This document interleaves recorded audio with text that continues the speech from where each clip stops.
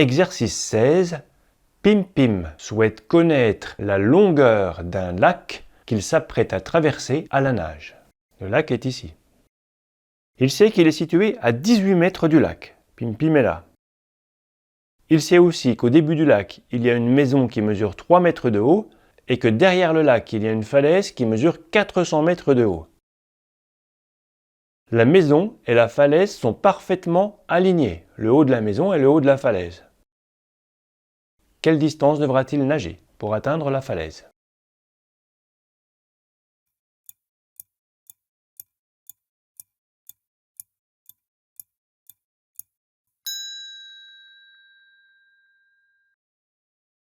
Ce type de figure fait clairement penser au théorème de Thalès, car ici nous avons deux droites qui sont verticales, donc parallèles, coupées par deux droites sécantes.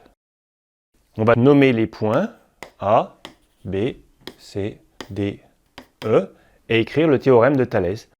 On remarque que tout est bien exprimé en mètres, il n'y a pas besoin de faire de conversion. Attention, le petit piège ici, c'est que le théorème de Thalès il va nous permettre de calculer AD et non pas ED. Il faudra faire une autre étape pour trouver ED. On dit les droites BE et CD sont parallèles d'après le théorème de Thalès. AE sur AD égale AB sur AC égale BE sur CD. On remplace. On avait AE qui fait 18, BE qui fait 3 et on a aussi CD qui fait 400.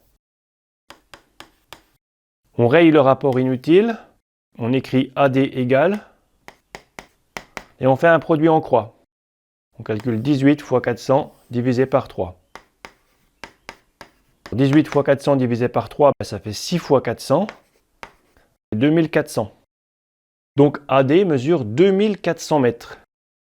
Mais ce n'était pas AD qu'on voulait, c'était ED. Si ça c'est 2400 mètres, et que ça c'est 18 mètres, pour calculer ED, il faut effectuer 2400 moins 18. On obtient 2382. On n'oublie pas les unités, les mètres.